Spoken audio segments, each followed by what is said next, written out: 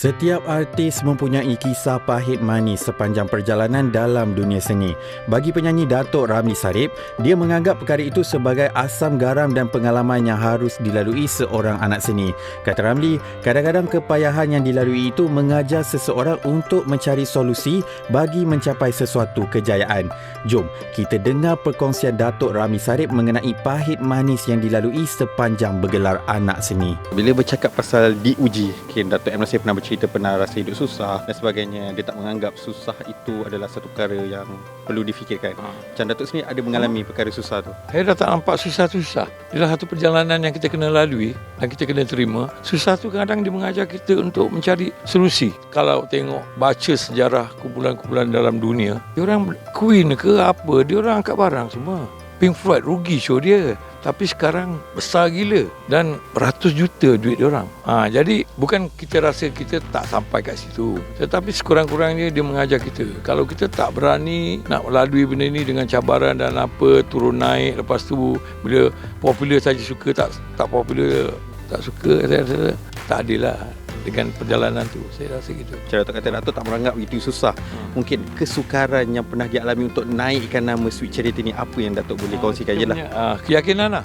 Muzik yang kita nak main tu kita mesti nak yakin dan suka, dan kita kena gunakan kreativiti tu. Macam mana nak tembusi peminat-peminat di jalanan tu supaya mereka suka dan minat. Bila mereka minat dan suka, mereka beri sokongan, tak ada orang. Kalau dalam bahasa English kan kita ada people's power, kekuatan rakyat, pendengar. Tapi bila kita bercakap tentang people's power, Datuk, macam sekarang adalah zaman moden, which is zaman social media. Itulah powernya sekarang, kuasa viral. Jadi dulu mungkin struggle-nya tiada social media dan sebagainya untuk menaikkan nama. Jadi kesungguhan seorang penyanyi untuk menaikkan nama dalam industri ini sangat sukar. Jadi mungkin daripada Datuk sendiri boleh ceritakan pengalaman untuk menaikkan nama Datuk Ramli Sarip dan juga kumpulan Sweet Charity. Selain daripada bakat, keyakinan, setiap persembahan tu adalah promosi bagi saya. Ini bukan pasal viral. Viral boleh datang dan pergi. Dan kalau silap, dia akan makan diri.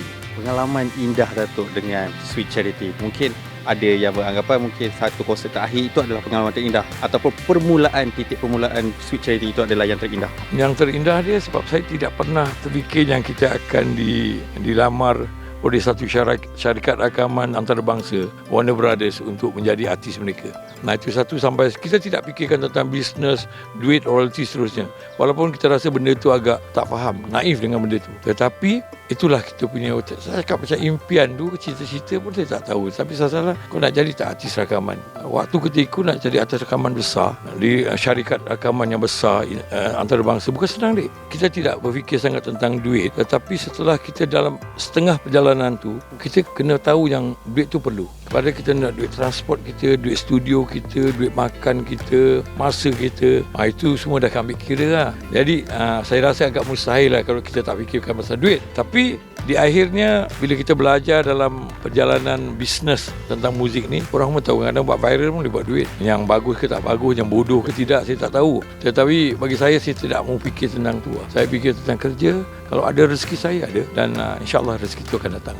Antara lagu yang kita jarang main tapi orang peminat-peminat tersendiri suka lagu ni. Telah berlalu, datang kembali, terbayang di ruangan mata, suka dan duka, kini hanyalah kenangan, datang dan pergi. Macam itulah. Dengan segala hormatnya, jika ada masa, ada ruang dan peluang, ada sedikit lebihan, datanglah ke konsert Sweet Charity pada 29 hari bulan Julai di Johor Bahru.